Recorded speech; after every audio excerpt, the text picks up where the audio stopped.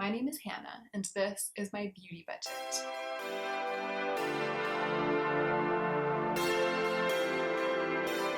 Hey y'all, I'm back for the second half of my 2-video series about my updated skincare routine and skincare recommendations. I'm feeling a little bit extra glam. I accidentally got like too glammed up just to talk about my evening skincare routine, but I guess this is just how I feel about skincare. I learned my lesson in the first video, which I thought was going to be short and sweet because I have all of the information laid out for me. Like, I pre-organized it. I have extensive notes, but I had extensive notes for that video, and my morning routine is very short, only 4 products, and still the video was like an hour long. So let's go ahead and get into the meat of this video.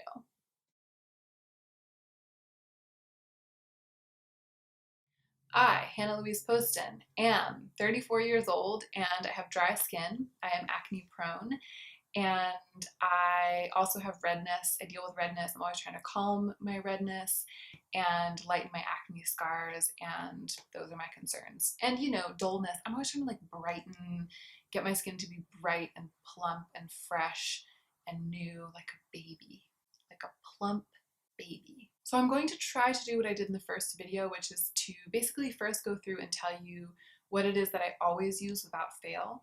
So that will be giving you a pretty good idea of what I recommend for, and I say recommend in quotation marks because I've made a big deal on my channel about how you can never like wholeheartedly recommend something to someone through the internet without knowing their situation. I feel like in these videos I'm saying I recommend this, I recommend that more than I ever have. And I hope that you guys understand that what I mean is kind of like all things being equal, and with you understanding my context and understanding that this is just the best I can do.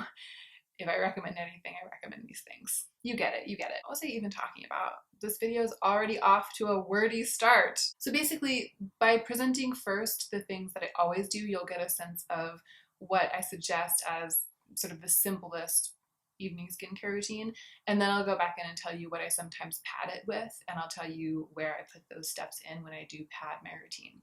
So the first thing that I do in the evening is to cleanse my face, and strangely, I actually really suggest double cleansing even if all that you wear is SPF.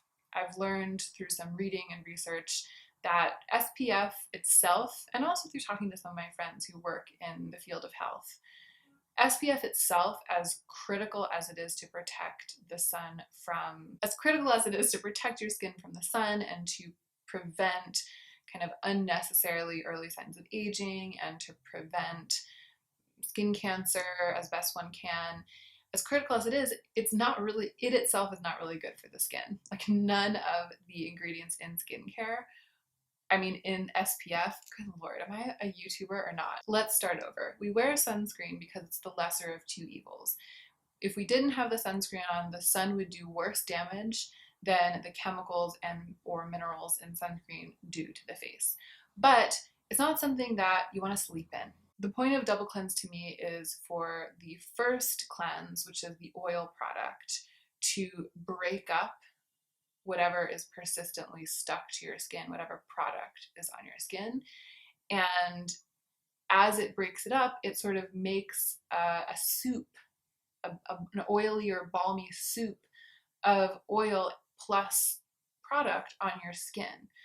So then when you rinse that away, you're just rinsing your face. You're not really washing it. You're just rinsing the goopy soup off. It's most effective for getting everything off your face to then go in with an actual soap type cleanser and cleanse the residue of that oily soup off of your face. If you're one of the many people who takes pains to protect his or her or their skin with SPF, don't think that because you don't then pile on makeup or wear mascara or all that stuff, don't think that that means that you don't have to make extra sure that you're getting stubborn residue of what's on your face off your face at the end of the day. I think in many cases a good SPF in and of itself requires really thorough cleansing to remove. And for that thorough cleansing, I recommend double cleansing. Holy cannoli, let's move on to the actual products. My pick for a cleansing oil, a first cleanse, is the simple cleansing oil. I've purchased it over and over again from Amazon. It's $9 for 4.2 ounces. And for a while there was a scare like it might be discontinued, but it's definitely still available. I just checked. So if I didn't have sort of a balm or an oil product, if I hadn't, I feel like friends keep giving them to me. I just keep getting, and I've gotten one in PR recently. So I haven't needed to buy my own first cleanse for a while, but if I did, that's what I would buy. I would buy the one from Simple. To me, it's incredibly effective. It's an excellent price, and it's based in grapeseed oil, which suits my skin really well. I don't like a cleansing balm because I cannot be trusted with a cleansing balm. I just go through them so fast, and I know why. It's because I can't keep myself from taking a huge little scoop. A huge little scoop. But some people love cleansing balms. Some people aren't animals and don't have the problem that I have. So if you do love a cleansing balm, if you want that to be your first cleanse, I like the experience of using it. It's just it's not a good choice financially for me. So a friend recently gave me a cleansing balm, and Good Molecules recently sent me their cleansing balm, and I'm over the moon. I have these cleansing balms that I didn't pay for, and I'm getting to balm cleanse every night, and it's amazing. I just know that I shouldn't be spending my good money on cleansing balms because it's a foolish choice for me specifically. So I have two balm options, two that I've tried. One is the one from Good Molecules. It's beautiful. And strangely, even though it's being marketed, Good Molecules is being marketed as sort of like an extremely bare bones skincare line, I find that cleansing balm luxurious because it has sea buckthorn oil and camellia seed oil in it. It has like really beautiful oils. It smells really good. It smells high end. It feels relatively high end. And even though the price point is low for a jar, it's $15 to buy the jar. The jar is a little bit smaller than most jars of cleansing balm. So it ends up having sort of like a mid-range price, I believe. It's $15 for a 2.5 ounce jar of cleansing balm. So I'm enjoying using that. I feel like a little bit fancy when I use it, even though it's from Good Molecules and it's supposed to be bare bones. That's a nice like in the middle option. If you don't want to be spending, $30 or $60 on a cleansing balm. There are a lot of balms out there that cost that much, like luxury cleansing balms. Even the one from Clinique, I think is like $30 or something. That's a lot for something that you just wash down the drain. I do not put money into this kind of product. And if you're on board with that as well and you want to have a budget option, but you feel like you want to treat yourself just a little bit, or if you're someone who only has very few steps in your skincare routine, and so you feel like okay about padding it out a little bit with a tiny bit of luxury, then the one from Good Molecules might be a good option. If you really, really want a balm instead of an oil, and you really, really want to pay the least because you do go through it quickly or because you have many steps in your skincare routine and you want to kind of spread that money around among all the different steps, then one to look at that I've used that I really liked is the Hemish All Clean Balm. It's $15 again, but it's for 4.2 ounces. So it's almost twice as much as the Good Molecules one in one jar. So those are three with which I have experience: the Simple Cleansing Oil, the Good Molecules Balm, and the Hemish All Clean Balm. But there are so many cleansing balms out there at different price points. That idea of a cleansing balm has kind of blown up, and I kind of feel like it's all the same. Like it's all the same to me. As long as it's oily enough to cut through the makeup that's on my skin and to cut through my mascara, that's kind of the most important thing. As long as it's oily enough to do that, I'm good. If it emulsifies and washes away without leaving residue on my face, even better. But as you can kind of tell by how sort of cavalier I was about just using whichever balm or oil came my way. Like that's what I've been doing lately. I've just kind of been using whichever one comes my way. And I don't miss the one from Simple. I don't miss the one that I'm not able to buy because to me it's such a utilitarian. I mean, I'm able to buy it, but I'm not buying it because I feel this like intense compulsion to use up the PR that I get instead of buying something else, even if the thing that I would have bought is something that I like better than what I've received for free. And which is going to come to bear later in what will probably be a very long video, judging by how long the intro and the first product have taken. Cleansing oil and cleansing balm to me are kind of whatever, as long as they do the job. And I'm not into luxury versions of these kind of products myself because I feel like it's a bit of a waste. They perform a physical task rather than like a nutrient-based task. So you shouldn't pay nutrient skincare prices for this type of product. And I believe the same thing, or at least to me, the same thing is true of a second cleanse. So second cleanse is like a more traditional cleanser. Some of them are gel or jelly, some of them foam, some of them lather, some of them bubble, some of them don't. I think of it as like a soap-like product. So I've actually labeled first cleanse oil, second cleanse soap. Obviously, soap is overstating it in many cases. Gel and cream cleansers don't feel very soapy, but I think of this as like the soap cleanse step to distinguish it from an oil or an oil-based balm cleanse step. I don't know what I want in this category. I mean, I know what I want in theory. I want a bottle that will last a long time, that won't irritate my skin, that will be pleasant to use, that will cleanse away all of the residue, and that is inexpensive per ounce. That's what I would like in a second cleanse. For a long time now, I've been using the one from Mario Badescu, the glycolic cleanse, which glycolic cleansing something, which fits that. It fits that definition. And the bottle that I have that I purchased myself with my budget, I'm almost finished with that bottle, and it is exactly that, and it has glycolic acid in it, which for a long time I've believed was kind of helping to keep my skin clear. I sort of superstitiously believed that, I think, but it was working for me, so I stuck with it. I've rethought it, and I think it's, you know, it has SLS in it, sodium lauryl sulfate, and I've never myself had a problem with that. I don't react to it. My skin isn't sensitive to it. But the more reading I do about it, the more I think there just must be an option out there that doesn't have SLS in it. There must be a second cleanse option for me that checks all the same boxes, that might even be less expensive, that doesn't have SLS in it. So one that I've used in the past that I've considered switching to is the one from CosRx, the pH Balance Good Morning tea tree cleanser, I think. So it's like the glycolic one from Mario Badescu. It has an anti-acne ingredient in it. It has that tea tree oil, I think, in it. And it's pH balancing, which is also something that's good for acne.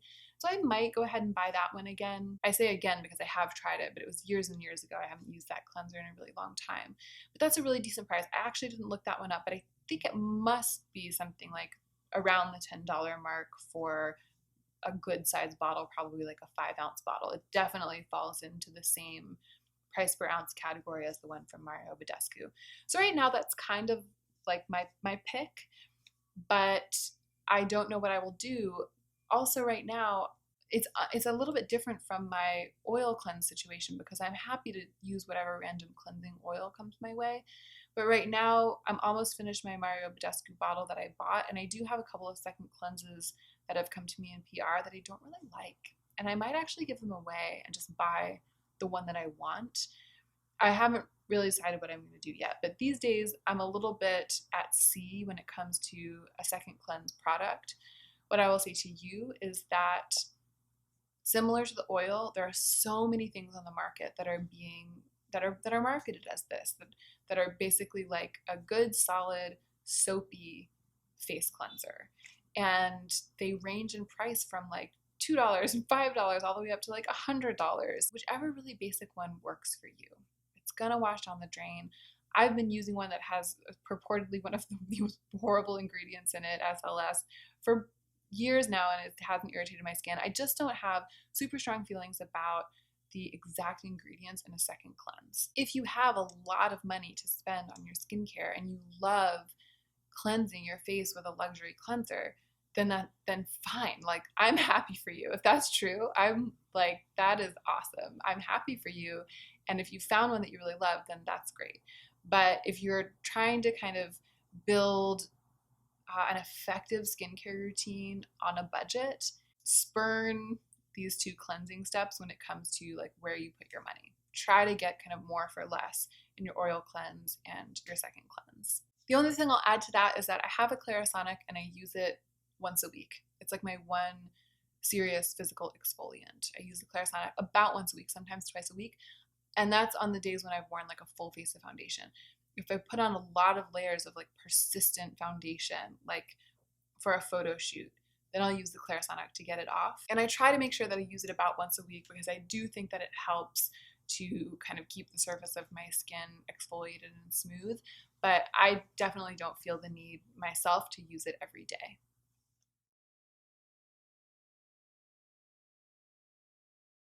I have now this cleansed face. I've double cleansed. Sometimes I've Clarisonic myself, patted my face dry with a towel, and now I usually cleanse my face like in the shower in the evening. You just take a shower and cleanse my face. I know you're not supposed to do that, but I still do it.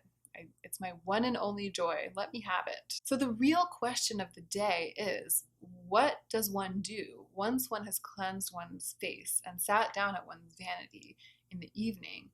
What do you put on your face first? Or what do I put on my face first? And my answer to that is similar to my answer for the morning. And I forgot to say that, I said that this was one of 2 videos, but I forgot to also say that I'm going to be referencing the other video a good bit in this one. So, hopefully you've already seen that one, but if not, you can go watch it after this one. It'll be fine. In that video, I talked about how when my face is clean in the morning, the first thing I put on my face is my vitamin C serum. And I didn't quite explicitly say this in that video, but the reason I do that is that vitamin C it's my active. It's my most active ingredient in my morning skincare. It's the one that has the power. It's the one that's nutrient-based. It's the one that's the most important, and it's the one that I really want to have total contact with my skin with nothing in between. So that's why I don't come out here and put on some hyaluronic acid serums and then put on the vitamin C. I put on the vitamin C first because I want the vitamin C to go all the way in. I want it to have first access, VIP access to my skin. I ask myself the same thing in the evening. When I sit down at my vanity, I'm like, okay, what ingredient, what type of product do I want to have VIP access to my skin? And my answer to that right now is chemical exfoliant, right? So the step that I'm going to talk about now is chemical exfoliant serum or toner, like a lightweight, a serum-y consistency of chemical exfoliant, or even in some cases, a toner consistency of chemical exfoliant. So this excludes full-on treatments, retexturizing treatments that I sometimes kind of mask in overnight. That's a separate category. Right now I'm talking about having a watery or serum-y consistency chemical exfoliant that can be used almost nightly. I have a few that I rotate among because I've been receiving some to test in PR.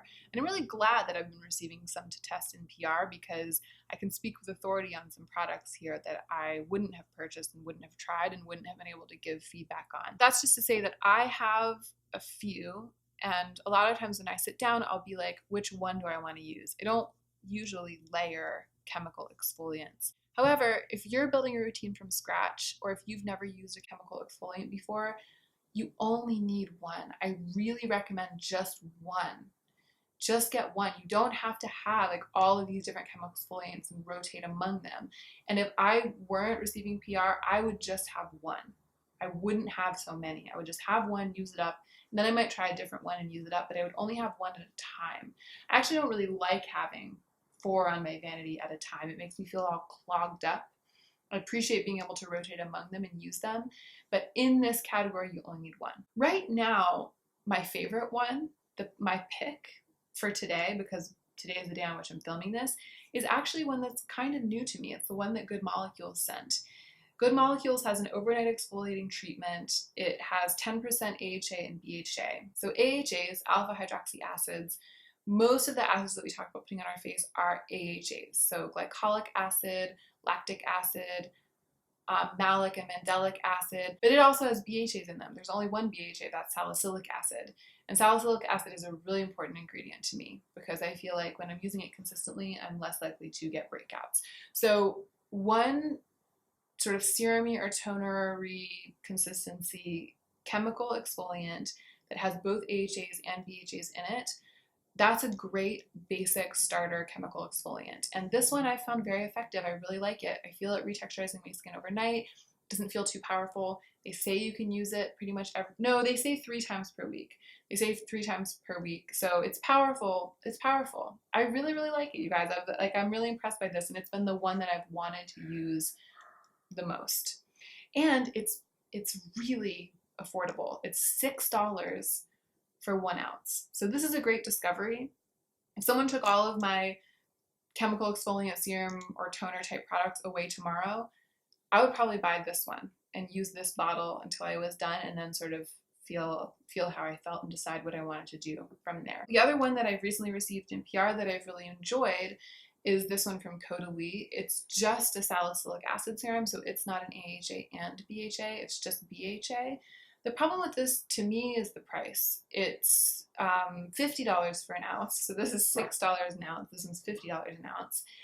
And I feel like because it's like a serum-y consistency in a pump, I pump out more and I use more of it every time I use it than this like extremely watery dropper based one. I just got up to change my battery and I realized that my drawer is open. I wonder how long that's been. It's probably been open for like the past 2 videos. I'm so sorry. What was I saying? So this ounce of this more watery serum is going to last way longer than this ounce of more viscous serum, even on top of the fact that this one costs way less than this one. So I think that the Caudalie Vino Pure salicylic acid serum is something that I'm grateful to be able to use. Have gotten it in PR, but that at this point I wouldn't buy with my budget. If you have quite sensitive skin and you find that it's hard to find like a chemical exfoliating toner that you can use consistently, I recommend lactic acid. Trying just a straight only lactic rather than a mix of AHA and BHA with glycolic and all of these other things. Just lactic, I think it tends to be the gentlest one. And The Ordinary makes a great straight lactic acid serum that's pretty mild. I think that they make it in 2 strengths too. I have the 10%. I think that they might even make like a 5% lactic acid serum, which would be a really great option if you have sensitive skin and you've been afraid to incorporate acids, or everyone you've tried has like hurt or made your skin dry or made it peel or something. I would maybe try the milder one from The Ordinary. This is like a little too mild for me, and I've had it for a really long time and I've had a hard time making headway on it because my skin it just feels like water to my skin. So sometimes I'll layer it with other things, but I might eventually go ahead and just give this one up, me myself. But I didn't want to not recommend it, because if you are looking for a sensitive skin option for like an exfoliating watery toner, I think that that's a good place to look. And then my old standard, the cult classic, the Biologique Recherche Lotion P50. This is like a powerhouse multi-acid toner. I believe it has AHAs and BHAs, and it also has niacinamide and some other stuff that's really good for your skin. This is a water consistency toner. Before I received these other ones in PR, this is what I was almost always using. Just a couple of drops in my palm and patting it into my skin. Using it at that rate, it's lasting forever. I think that this is like a little less than half done, and maybe even 2/3 done, but I've had it for a really long time, like well over a year. It's expensive though when you buy the bottle. I believe that it's about $70 for this 5-ounce one, but you know, cost per use, like when you priced out over what is probably going to amount to at least 2 years for me, it has been worth it to me to have such an amazing exfoliating toner at my fingertips. So that's the first step for me. I use one of these watery chemical exfoliants almost every night, but not every night. If my skin is feeling dry or irritated, then I don't. I just skip it. And that's fine. I think maybe 4 nights a week is sort of 4 to 5 nights a week is like what I end up averaging out at. All right, I'm gonna do something I said that I wasn't gonna do, which is that I'm gonna add in one of my more occasional products right here, because it will be a brief mention because I talked about it at length in the other video. So I'll just say that on the nights when I do feel like my skin is so dry that it can't really handle an exfoliating toner or serum, what I do is that I do the 7 skin method with a hydrating toner or serum. And I talked about that in my first video, so I'm not going to talk about it here, and I'm not even going to give my product recommendations here. Because I gave them all in the other video, so I would just be completely repeating myself. I will put them in the description box so you'll have that reference here, but just know that everything I said about that step that I sometimes do is what I sometimes do instead of an exfoliating toner.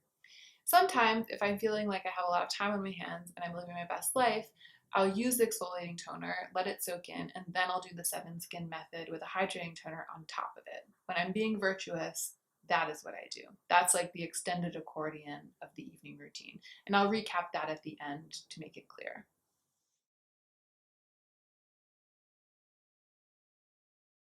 So whether I have put on an exfoliating serum or toner, or done the 7 skin method with a hydrating serum or toner, or both, what I always, pretty much always do is to put a good hefty dose of yummy, squidgy oil, all-purpose face oil, onto my face after that. And this is also a category that I covered extensively in my first video. So once again, I'm not going to talk about all-purpose face oil. It's the same, right? Everything that I said is the same. The only thing that's different in the evening is that I use a lot of it. So if I'm using oil in the daytime, if I really need an extra boost, maybe I use 2 drops, you know, like just a really light layer. In the evening, I go ham. Sometimes I'll use 4 or 6 drops of one oil and then like 4 or 6 drops of a different oil. I'll like layer the oils. My skin loves the oils. I love the oils. I feel like it's sealing in whatever I put underneath it. And then almost every night, once again, almost every night, I finish it off, I top it all off with what I call a sleeping pack. That phrase, sleeping pack, is taken from K-Beauty. That phrase, the idea of a sleeping pack. And I think of it that way because even though most of what I use in this role are moisturizers, I'm not really using it as a moisturizer. I'm using it as like a sealing mask, like a sleeping mask, to seal in the serums and oils. Right now, I don't have one that I like, but I do know what I would buy if someone took away the stupid ones that I'm using. I mean, they're not stupid. I'm grateful to have them. They were sent to me for free. They're doing the job, but I'm just not enjoying them. None of the ones that are kicking around are ones that I'm enjoying. And I'm kind of getting a little down about it. It's like this thing where I compulsively feel like I need to use up all of the PR that fits this role before I'm allowed to buy my top pick, but I'm not enjoying using them. So depending on how I feel about my budget next month, I might just give away the ones that have come my way for free if I haven't used them up by then and just buy the one I want. So you might be thinking that I'm talking about the cactus cream, but the stupid cactus cream, again, it's not stupid. Why is everything stupid these days? All skin cream's stupid, all of my budgeting stupid, everything's stupid. The cactus cream isn't stupid. It's the best sleeping pack I've ever used. And it was by this brand, La Tergeau. It's a Korean skincare brand. I think that was sort of just launching, and they sent me a sample bottle of their cactus cream, which was amazing. It had urea in it. My skin loved it. And I hope that they're repackaging.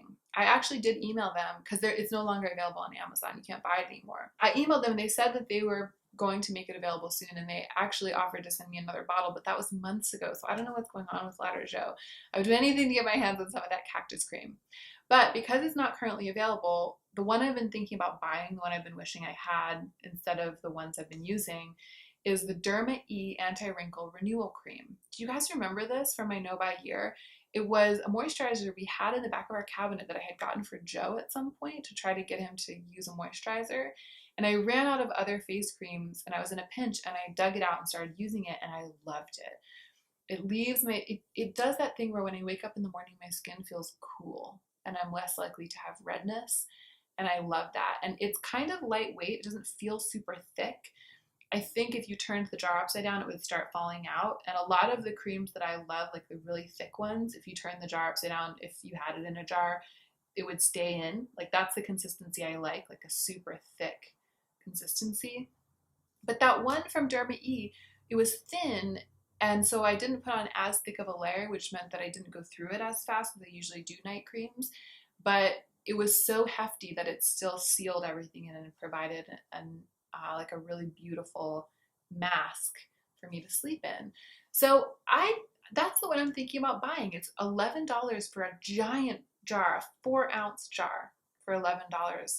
So I'm probably gonna bite the bullet and buy that at some point, and then maybe just start like passing any PR creams that come my way, just passing them through unopened, because for months now I've been like trying random ones here and there when they get sent my way, and I've gotten myself into this situation where even though one of the ones that I'm currently using is like $30 and one is like $60 or like $50 on Yes Style.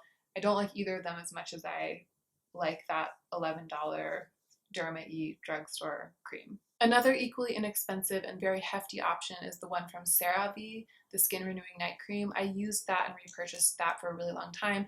A lot of you also purchased it and loved it. It's a great option. I just grew weary of it after a while, and I don't particularly feel the impulse to buy it again. I'm really longing for that one from Derma E, which is super interesting. But that one's great. I'll also link that one down below. And then if you are more of like a lightweight gel cream type person, if you want one that's super nourishing, but you don't want something that like sits on your skin overnight that you can still feel on your skin in the morning, if you want something that soaks in, if you have oily skin, I recently had the chance to try the Apu Madecassoside cream, which is also very expensive. It's $10 for 1.5 ounces on Yes Style. Did I say expensive? Inexpensive. It's relatively inexpensive. It's like a good price for a product like that.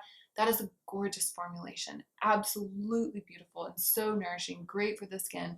I actually used it in my hydrating serums roll because it's lightweight enough that I was able to use it for the 7 Skin method, even though it's a gel cream. So I didn't use it in this roll, but if you're looking for something that's not heavy in this roll, then maybe check that one out. And then I did want to also mention my old high-end favorite for anyone out there who really does want to be spending thousands of dollars a year on skincare. The creme de la creme to me is the Korres Wild Rose Sleeping Facial. It clocks in at an absurd $48 for 1.3 ounces. So the one I'm considering buying, the Derma E one, that's $11 for 4 ounces. The one I used to buy over and over again, use up, repurchase, use up, and repurchase before and during my no-buy year, was $50 for 1.3 ounces. Right? A crazy amount for me to have been spending on this category of product, which is something that, again, similar to the cleansers, it just performs a physical task rather than like a nutrient-based task.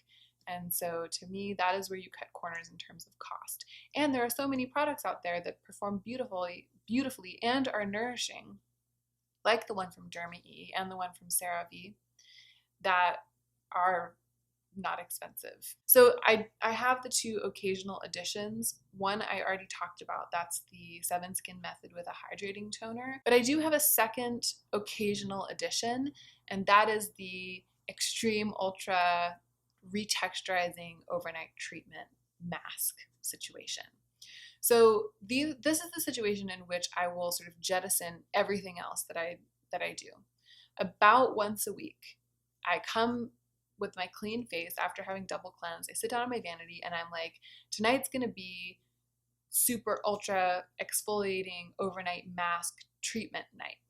And in that case, I don't use the exfoliating serum step, because that would be like double layering chemical exfoliants, and that's how you disrupt your skin barrier and get yourself all messed up like I did a couple of months ago. That was how that happened to me. If I have time, I'll do the 7 Skin method, and sometimes I'll put on an oil, but sometimes I'll just go right in with one of my serious heavy-duty retexturizers. I have 2. One is really expensive and one is really inexpensive. And they're based in 2 different types of acids. So the one that's really expensive is Good Genes.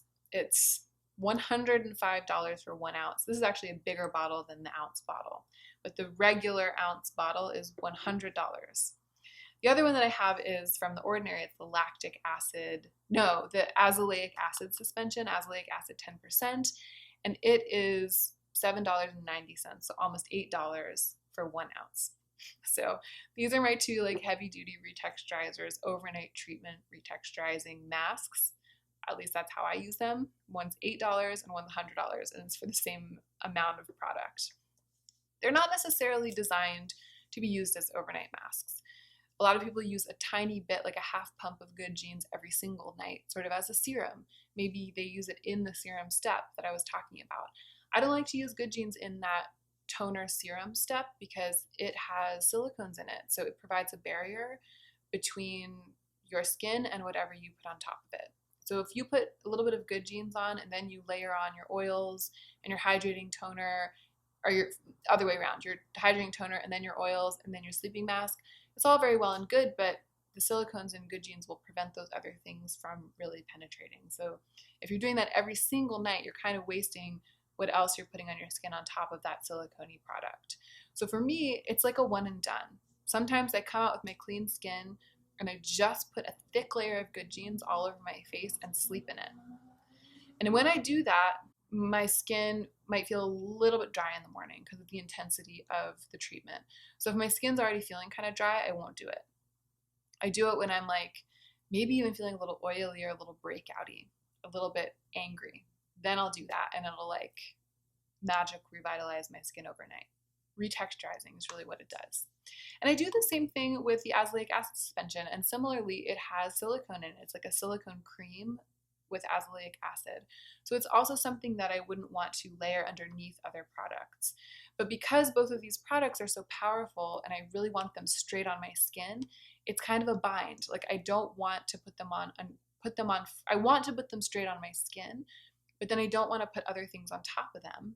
So it's like they can't be last because I want them straight on my skin, but they can't be first either because they preclude other things from getting into my skin. So that's why they kind of stand alone as a once a week treatment. The thing that I'll sometimes layer them over top of is the 7 skin method, because I feel like packing a bunch of hydrating toner into my skin and sort of plumping it and prepping it and moisturizing it and then putting a thick layer of retexturizing mask on top of it, that's like the best.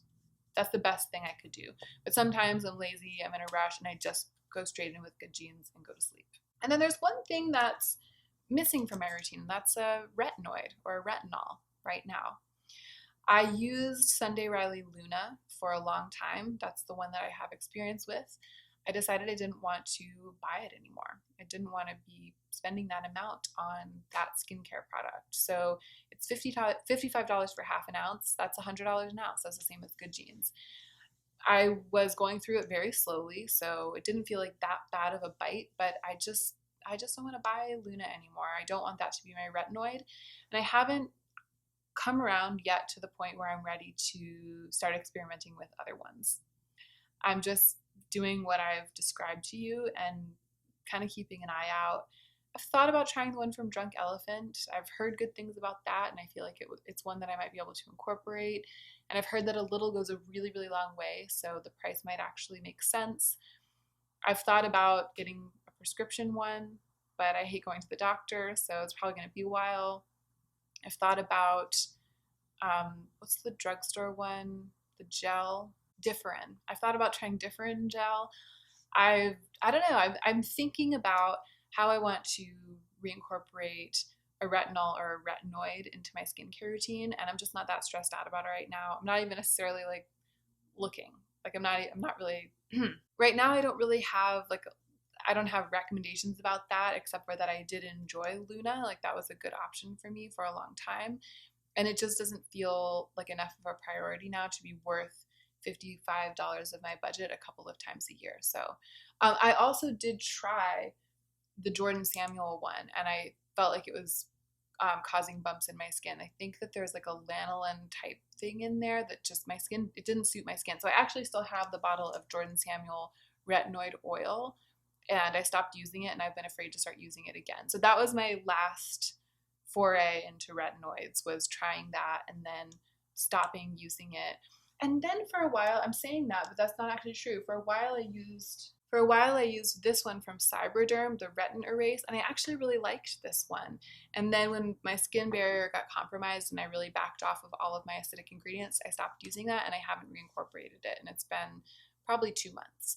So yeah, I've like off and on toyed with different retinol products, but I just am not in a position to be like, here's the one I'm using. I think it's fantastic. It's the one that I would suggest, and it's a great price, and it works really well, the way that I can with almost all of these other products. So I didn't want to omit retinoid or retinol from this list because I think that it's possibly the most effective ingredient. Like it's a really important ingredient to skincare, like for me in my 30s and going like as I move into my 40s. So it's something I've been thinking about, I just can't provide robust recommendations. Oh, I feel like I need to recap really quickly. Okay, so I wash my face, first cleanse, second cleanse, and then I come out here. I sit down at my vanity. Almost every day I reach for a chemically exfoliating toner or serum product, something lightweight that absorbs right into the skin, that has AHAs and BHAs in it, or AHAs or BHAs. If I am doing the least, after that, I'll pop on a slather of oil, and then I'll top it with my sleeping mask. If I'm being good, after the exfoliating toner, I'll go in with a hydrating toner in the 7 skin method, and I'll pack that hydrating toner into my skin. And then I'll top that with the oil, and then I'll top that with the sleeping mask. Then about once a week, I will just focus on using one of my extreme retexturizing mask products. And on that night, sometimes I'll prime my face with the 7 skin method before going in with one of those, and sometimes I won't. Just like with the morning, I tend to be pretty intuitive. I try to keep it short, and I try to make sure that I'm getting those like good exfoliating, retexturizing ingredients into my skin without doing too much and kind of upsetting it. And I try to always kind of pack in and seal in the hydration with those serums and oils and masks. Okay, that really is it. Let me know if you have any questions. Again, I'll try to pay extra attention to the comment section here in case something isn't clear. And I hope that you enjoyed this and that it was informative. And I hope you are taking extra good care of yourself this week so that you can be the most effective version of yourself